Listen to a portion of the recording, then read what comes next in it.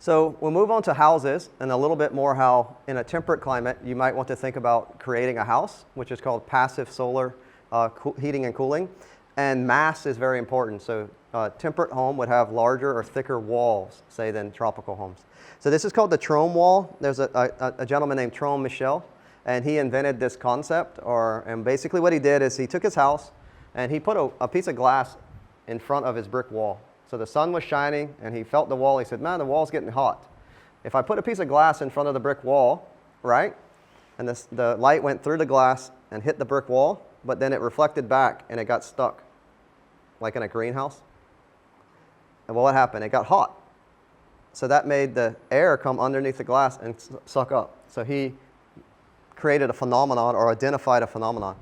Heat rises. So if he's able to trap the heat, it would rise, and that would create convection. So then he went into his home and he put a circle at the bottom. He drilled a hole through his wall.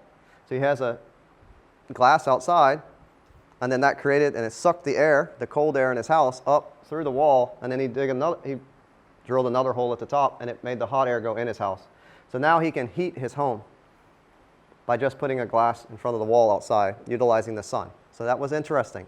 Then people started to play with that. So we have this is a very idealized situation of a home. What is the summer shading? So in the summer, the sun is high, correct? So the roof overhang would block the sun. So that window in the summer will not receive any sunlight. It's in the shade. But in the winter, the sun goes down, and the sun would go through the window, right, and heat the home. So cool in the summer, warm in the winter, only using the sun and understanding convection, right, and the angle of the roof. So when we design how big the roof should be, and that's why the overhangs are very big here at Raktamachat. I don't want the sun to shine on my home. I have big overhangs. If you go into temperate climates, you may find very small overhangs, and they should be calculated by the sun angle. So how does this work? So Trome Michel starts playing with this, and he says, well, if he wants to heat his home, he opens the vents, and he makes the hot air go into his house. So here we see the heating arrangement. Open bottom, open top, no outside. But in the cool air or the summer, he can make it where he opens the roof and he pulls the air in through a window, for instance. The air comes through the window, cools the house. So the sun providing both heating and cooling with only adjusting convection. Inside of the home, we can see that we need high thermal mass. Thermal mass will store the energy in our home from the sun during the daytime and then release it at night. So this is a greenhouse, actually, where someone has put barrels.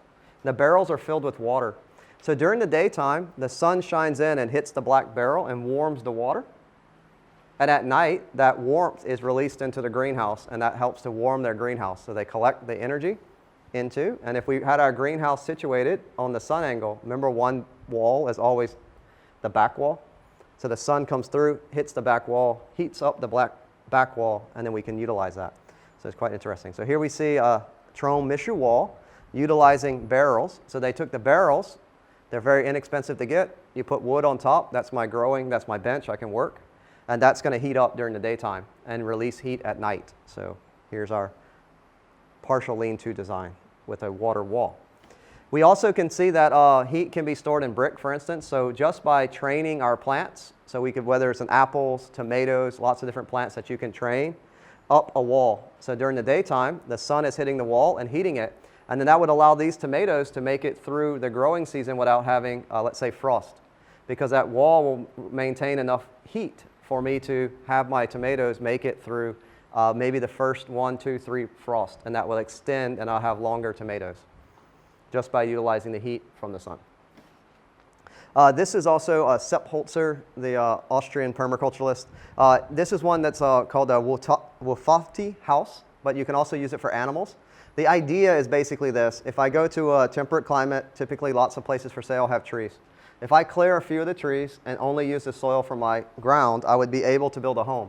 So here, they've cut down the trees in this area. They use them to build the framing, and then they piled earth around the home. If we are able to do that, you see something like they call it a dug-in, like a dug-in home. The earth ship is very similar. This is actually Sepp Holzer's animal shelter, so he uses this concept. So he has pigs that are free range on his property, but it's very cold, Austrian Alps.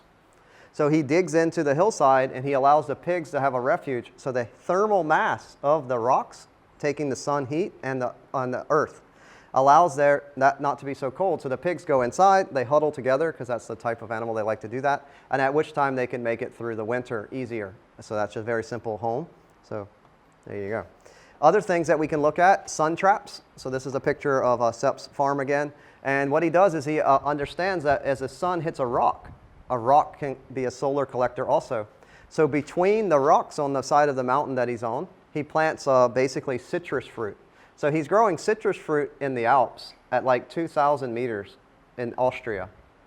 Well, how does he do that? He's able to he doesn't get too many fruits per plant. He maybe gets 10, but he has 100 plants all up on where most people would say you couldn't grow any food, and he's growing oranges, for instance.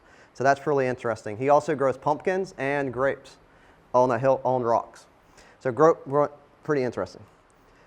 So here's alpine, or what he describes and markets as alpine oranges. So you go in, he goes to the farmer's market, no one else is selling oranges, he sells alpine oranges. They're protected from wind, they store heat, and it creates what is described as a microclimate. So he's observing the passive solar relationship, same as our Earthship, the sun providing energy. And as a permaculturist, if we can start to observe energy flows, water, sun, we can start to see how we can create different climates, and we can utilize that to create yield that would not normally have been there. Another interesting thing to learn about is called a rocket stove. So this person has built a rocket stove inside of their greenhouse. And in this instance, this big mass is called a mass heater. And you see this even if you were in like Germany, places like this, where you saw they had the bread ovens. So what they do is once they get the bread ovens in a big, massive oven, but once they get it hot, it stays hot for weeks or even days, right? So at this point, the same thing can be done in our greenhouse. So this very little rocket stove heats the mass, and then the mass stays warm. And here you could have a bench. So I can heat the bench. So if I go to sit on the bench, it feels warm, right? Would that be nice? And we can also utilize the same thing within our house. So this is inside of an Earthship. Again, he's building a green mass heater. And the heater also, because the wall is a shared wall with his home, right? It's not only heating the external area of the greenhouse, it's also heating the wall for his home.